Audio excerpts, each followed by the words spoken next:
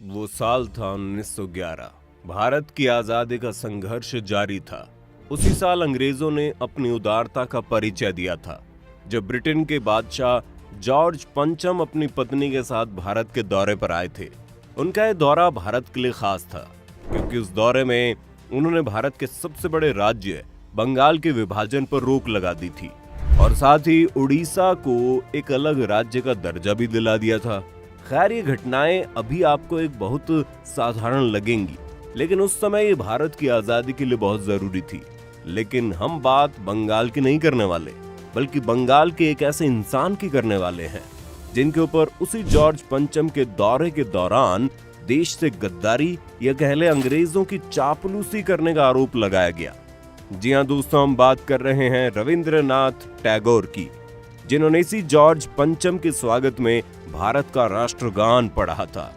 तो क्या सच में भारत का राष्ट्रगान असल में अंग्रेजों की चापलूसी करने के लिए लिखा गया था, या फिर इस पूरी बात के पीछे कोई और ही कहानी है?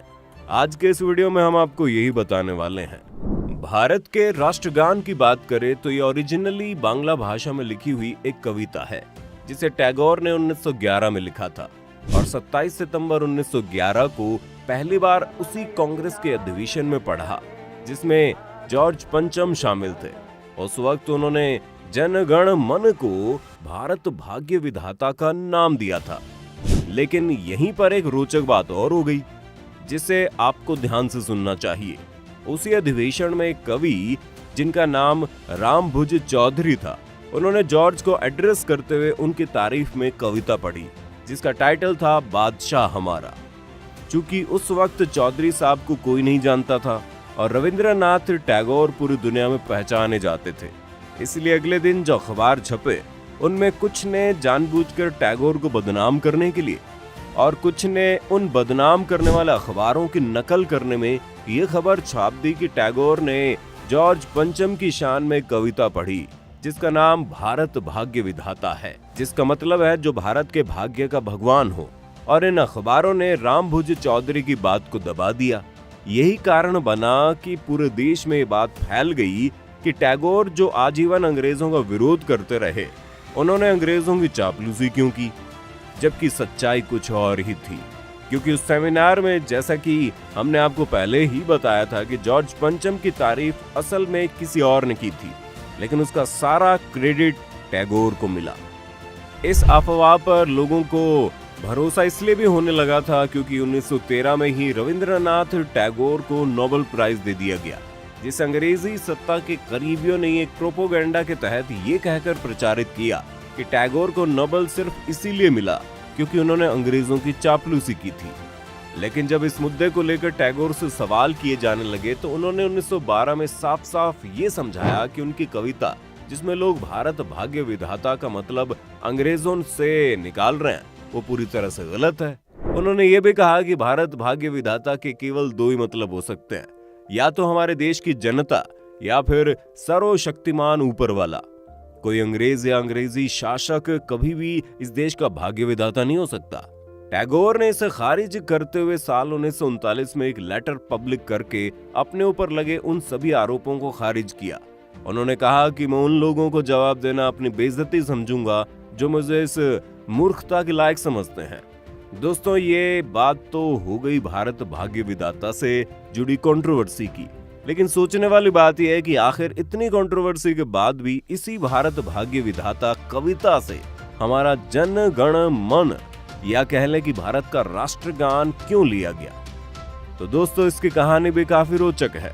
टैगोर ने कभी भी अपने लिखे इस गीत को राष्ट्रगान के रूप में नहीं देखा था और ना ही उन्होंने इसे राष्ट्रगान कहा था।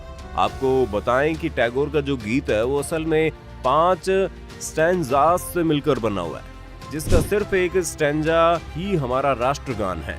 लेकिन अगर हम इस पूरे गीत को पढ़ लें तो उन्होंने अपनी बात को साफ साफ करते हुए इसके आखिर में लिखा है, निद्रो भारतो जागे, जिसका मतलब था अब सोता हुआ भारत जाग गया है।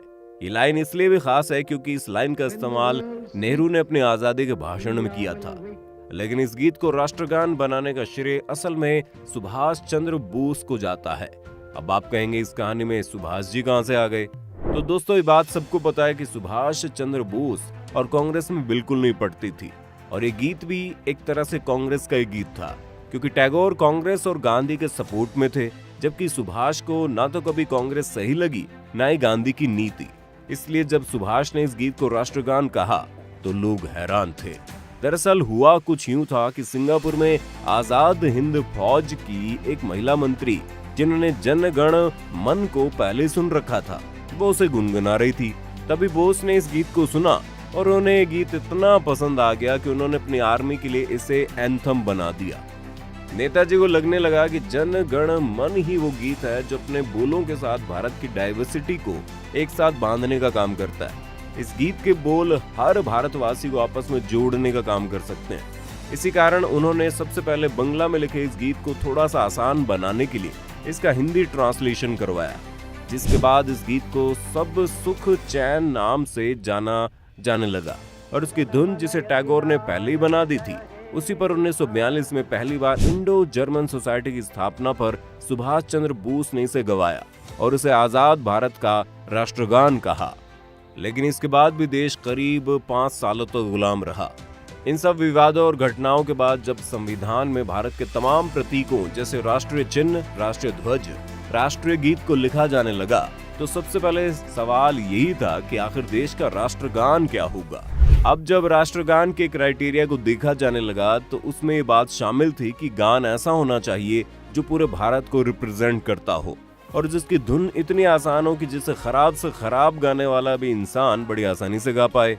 तभी नेहरू ने अपने प्रतिद्वंदी यानी सुभाष की इस बात को ज्यादा तरजीह दी, जिसमें उन्होंने जन गण मन को भारत का राष्ट्रगान माना था, ये कहते हुए कि इसकी धुन तो इतनी यूनिक है जिसे सिर्फ बजाकर ही राष्ट्रगान को प्रेजेंट किया जा सकता है। इस तरह से सुभाष चंद्र बोस द्वारा माना गया राष्ट्रगान जन गण मन भारत का राष्ट्रगान बना और उसे भारत के संविधान में भी मेंशन किया गया। इस गाने की अगर हम सबसे बड़ी खासियत देखें तो हम पाएंगे इसमें राष्ट्र के नाम पर दूसरों को मारने काटने की बातें नहीं थी, जो कि भारत की, बुद्ध की, कबीर की और सबसे ज्यादा महात्मा गांधी की संकल्पना थी। इस गान में सिर्फ भारत अपनी समृद्धि और सभ्यता को दुनिया के सामने प्रेजेंट करता हुआ नजर आता है।